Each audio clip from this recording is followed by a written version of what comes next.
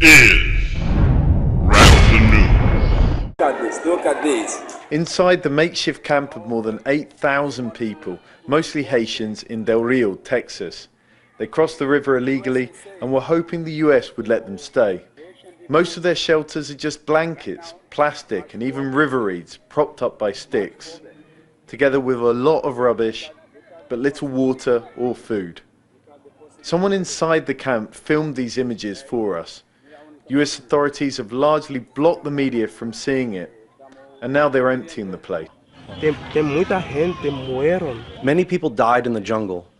You could be wading through the water and the river would take you away.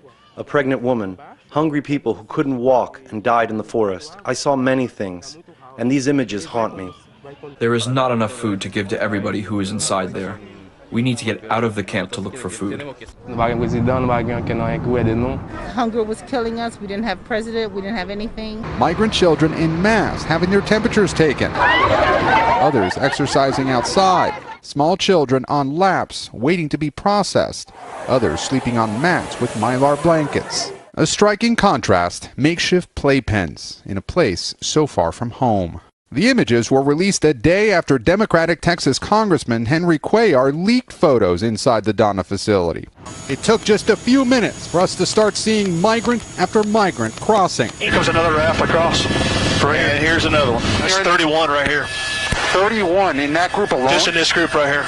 Some of them young children. There's 3 children and the rest are adults. And you guys are seeing this all day? All day long. You can see the coyotes returning to the Mexican side right now. In just a few minutes that we've been up here, we've seen more than 60 migrants cross the border? That's correct.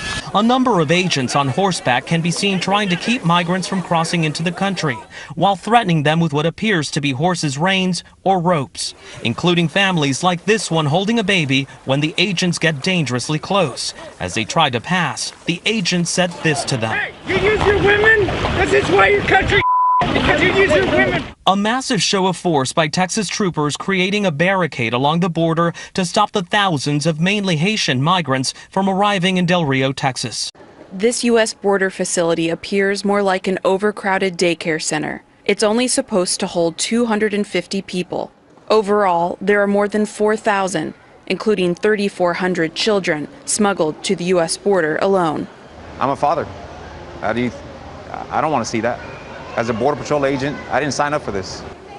Border Patrol isn't supposed to detain children for more than 3 days. But with no space available at longer-term facilities, most have waited well beyond the legal limit. We're starting to see younger and younger kids being brought over by their sponsors, by relatives, by grandparents, whoever it is in the family that is actually asking for these kids and paying the fees to smuggle these kids into the country. And more are coming. People eat one day and not the other. That's the way things are in our country. Yes, people are desperate. Several hundred Hondurans set off on Tuesday, hoping to reach the United States. Of course I'm afraid. They say they're waiting for us with tear gas at the U.S. border. But what are we going to do? We have to suffer to enjoy later on. And harrowing stories of suffering arrive every day. About a month and a half ago, I was back here talking to one of the little girls, you know, and I told the congressional delegation the same thing, right? We were going to send her to the hospital. And as I got closer to her, I noticed that she couldn't speak. And I asked the medical staff what happened. And the reason she was going to the hospital because she had gotten gang raped. And the reason that she couldn't speak was because she had lost her voice in the process while she was getting raped. I understand it's a crisis, but there's a way to deal with crisis, and there's a way to deal with human beings who are having a tough time and they're fleeing their country. It's not because if everything was safe, everything was okay, they would not leave. They would want to stay. Most Haitians want to stay home.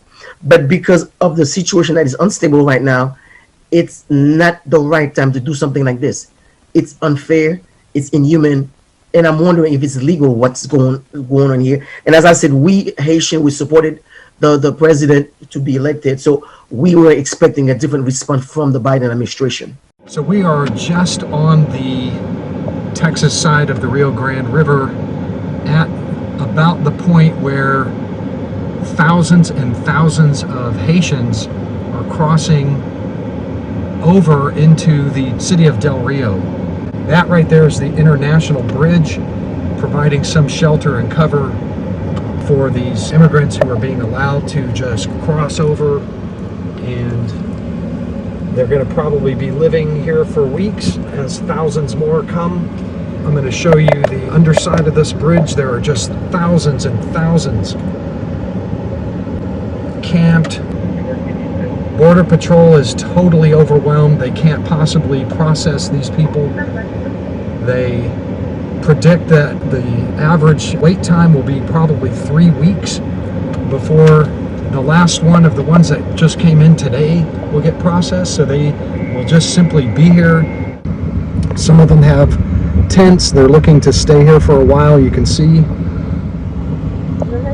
But this is the circumstance. This is the circumstance.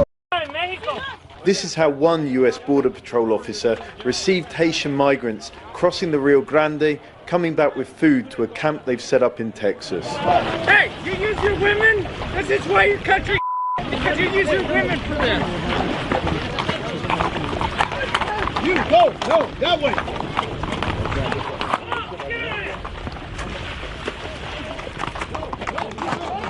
Hey, no, listen, no. No.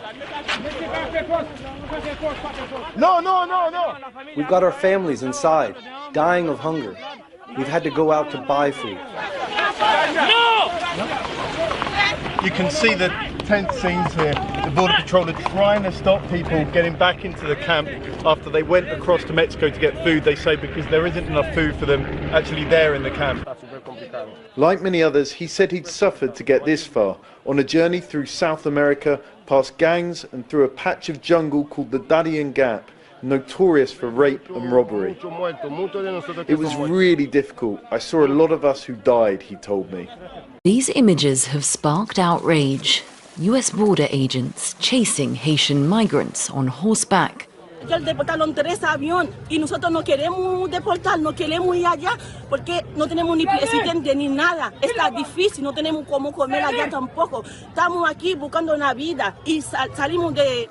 Many of the migrants have spent years trying to reach the US, fleeing a country that's once again reeling after the assassination of the president in July and a devastating earthquake in August. This is